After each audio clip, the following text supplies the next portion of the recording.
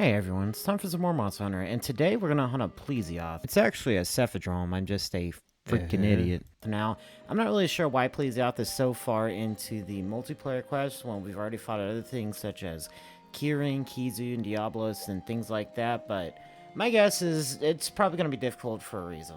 But with that said, without any further ado, let's get right into it. Check out my Patreon, linked in the description below to become one of the mad lads, or ladies. Also, subscribe, please. Yeah, I know in our last video we did pretty poorly because of bad planning in general, but even so, there probably were other steps we could have taken. Firstly, Basarius and Gravius are pretty resistant to fire weapons. Something we should have done is gotten a water-based weapon. Now, there was one suggested in the comments to me called the Aqua Spear, but for now, I am going to push that off because I want to go ahead and just try to push through some of these these 3-star quests and try to wrap it up. That way we can move on to the next mission. Now, when it comes to Cephadrome, of course we do need Sonic Bombs, but in the event you don't have Sonic Bombs or you don't take any from the box or whatever else, you can also grab small barrel bombs, and then whenever it like dips into the ground and then jumps up to spit sand at you, if you time it just right at the fin, you can actually basically get the Sonic Bomb effect out of a small barrel bomb. And as difficult as it sounds, it's actually pretty easy. At the very least, I was able to do it pretty consistently myself, and as you can see by the last video, I'm not exactly good at the game. Now, the Greatsword gameplay was getting a little bit stale for me. I mean, even just, the draw attacks alone aside, even trying to switch up with other moves, it's just really slow, and I'm okay with the Greatsword. It does a lot of damage, and it feels nice to use, but there are other times like now where I just want something a little bit faster. So I have switched over to the Sword and Shield, although now that I think about it, I think I might actually have the materials to upgrade it from the Red Saber Plus to the Flame Falchion. Okay, right, so now I see what I did wrong. So I have the Flame Falchion, and the one I need to upgrade to is the Blazing Falchion. However, in order to get that, I will need 5 more Rathalos Scales. Maybe in one of my streams, if somebody votes for Monster Hunter 1, I can do I can go ahead and do the grind to get that, because Rathalos Scales are pretty easy to get.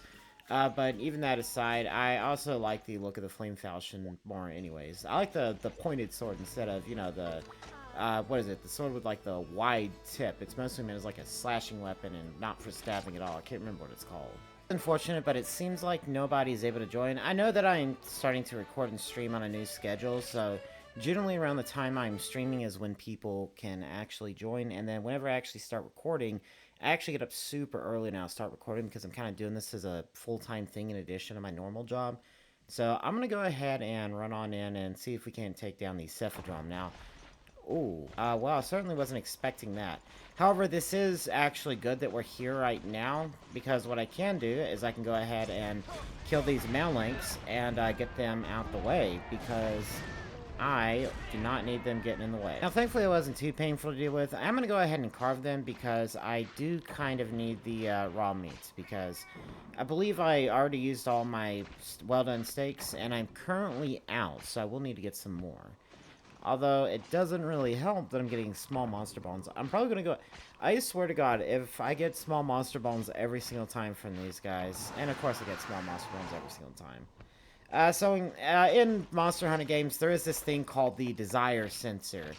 And, apparently, it's quite effective. In that, basically, the way it works is... It is theorized that the game just senses whenever you're desiring a certain item, and it prevents you from getting that item. So, if anyone knows anything about Monster Hunter 1, we all know how easy it is to get raw meat from herbivores, such as Apsaros. However, this time I'm actually trying to get raw meat, and it's just giving me nothing but small monster bones. If I remember correctly, though, the Cephadrome should be in Area 7 and Area 2. And the only time it should leave that area is when it goes to Area 3. However, as long as those enemies don't respawn, once it does go to Area 3, it should be pretty quick and easy to take it out. Basically, all we're really going to need to do is just try to keep it above the water, not above the water, above the sand as much as we can. Now, it is unfortunate that they didn't give us Sonic Bombs this time, but we should be able to make it work.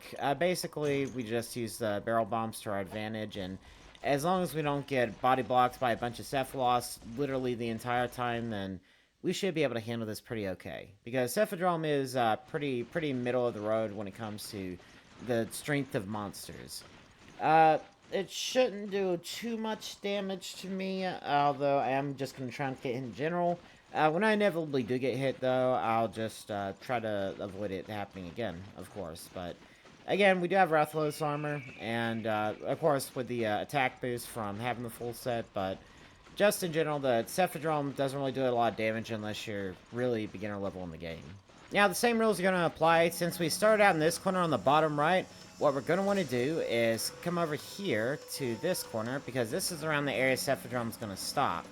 And then we're going to want to get him to basically turn towards us.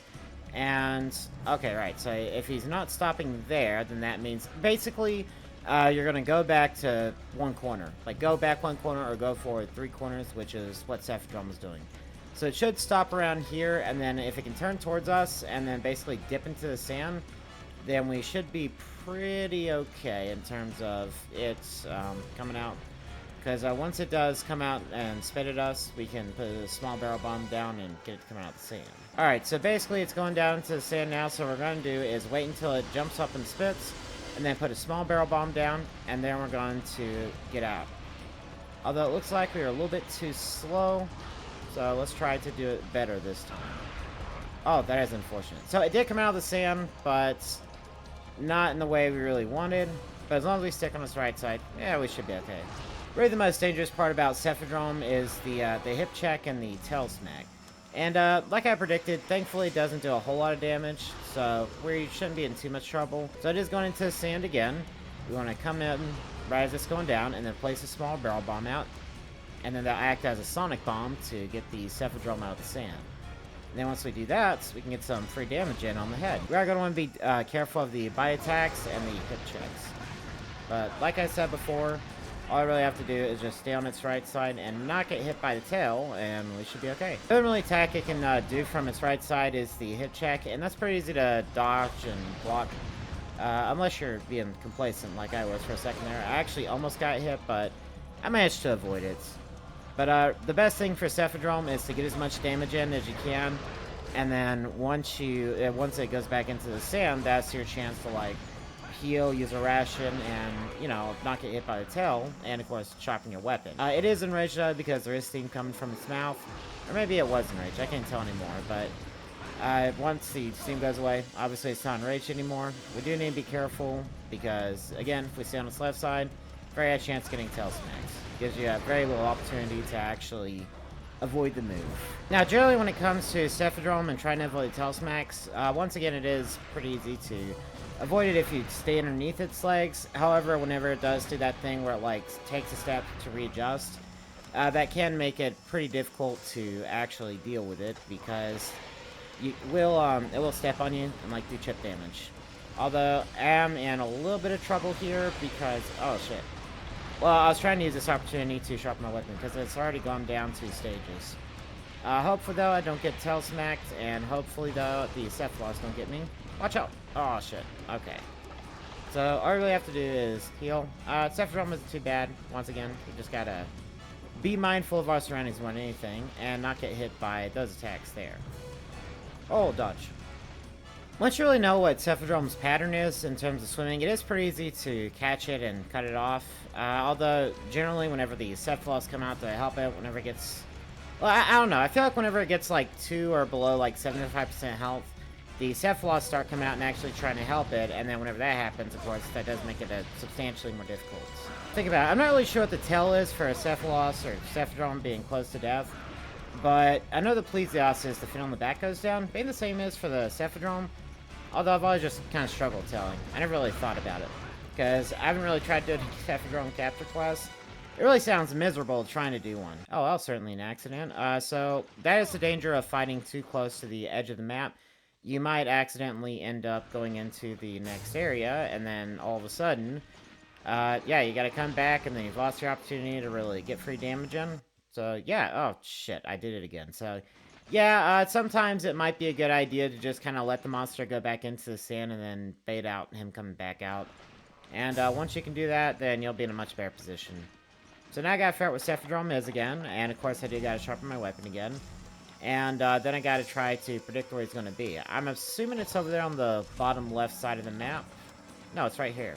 Yeah, oh, Yeah, the bottom left. That's what I was thinking.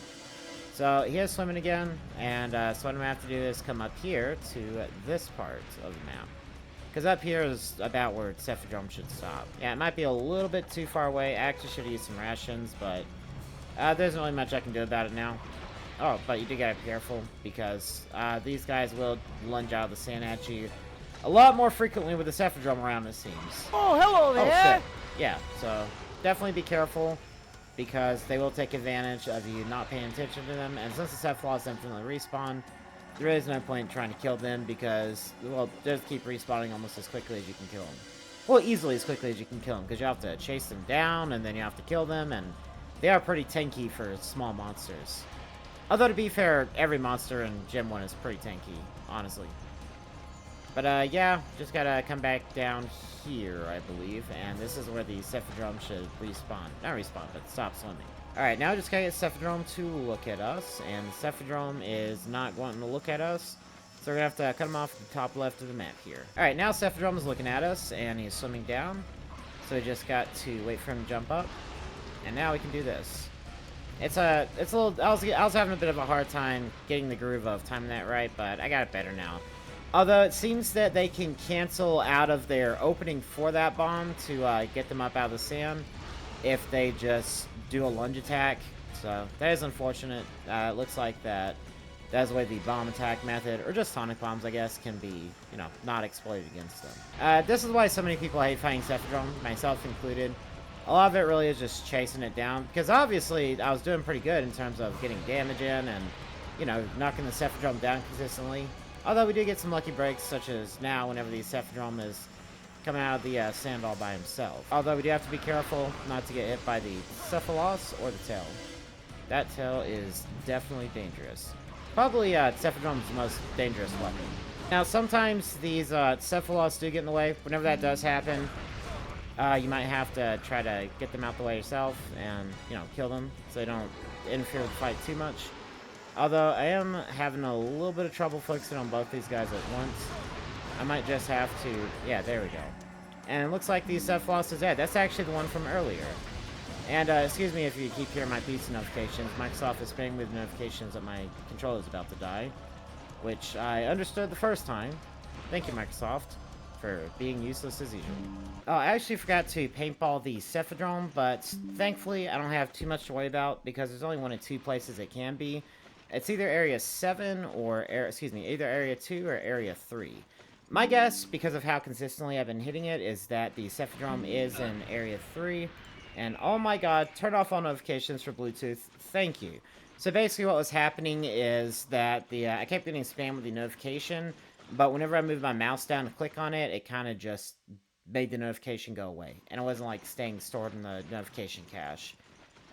Although, yeah, so it looks like the Cephadrome is in Area 3, resting up so that it can heal some of its health. That will give us a second to restock, resharpen, everything else. Although the Cephalos seem pretty mad about me being here, so I'm going to try to get out of here as quick as I can. I think what I'm going to do, though, is I'm going to go ahead and plug this controller up to one of my cords because I don't want the controller dying on me in the middle of the fight. As I said before, thankfully, we already took care of all the small enemies, so now it should be a pretty simple one-on-one. We really just have to sharpen our weapon, heal up real quick, and get it over with. And I can't remember if I got large... No, okay, I didn't get large barrel bombs, so that does suck, but it's fine. Let's just go ahead and take this guy out. The great thing about this sword is that even though the damage is pretty low, it does do elemental damage, and for a monster like Cephadrome that isn't like super resistant to fire damage, it's pretty alright to fight him with this sword because it'll deal out pretty consistent damage over time. And for something like the sword and shield and dual swords and any fast weapon, elemental damage is kind of where it's at. I think to some extent the lance as well, because it can get those fast pokes in as well. Alright, just like that, we managed to kill the Cephadrome. I have been recording for a fair bit. I think I'm going to call it here, but as is, yeah, pretty easy fight. I am surprised that, I thought there would be some twist to make it harder. Maybe it has a ridiculous amount of health, like the Becerris, or I don't know. But, well, maybe the Becerris just had normal amount of health, just every time I left the area, he would, like, go into the ground, and that would make him heal pretty consistently. Either way, I'm dwelling on that too much. As for this, it was a pretty normal fight. It was good fighting something a little different again, even if it is a monster I absolutely hate. And yeah, honestly, screw this guy. Alright, and I'm going to call it here. Thank you everybody so much for watching. If you liked the video, leave a like on it, subscribe if you'd like to see more content like this, and leave a comment down below if you have any information on me for the rest of the game. And if you do want to join me for some of these quests, my Discord is linked in the description below. I will be sending out notifications whenever I go on most of these multiplayer missions, so that you can join me if you manage to catch me in the mornings. And if you do want to support the future of the channel, check out my Patreon, also linked in the description below. That way I can get some of Basarios' kick-ass armor. Bye now.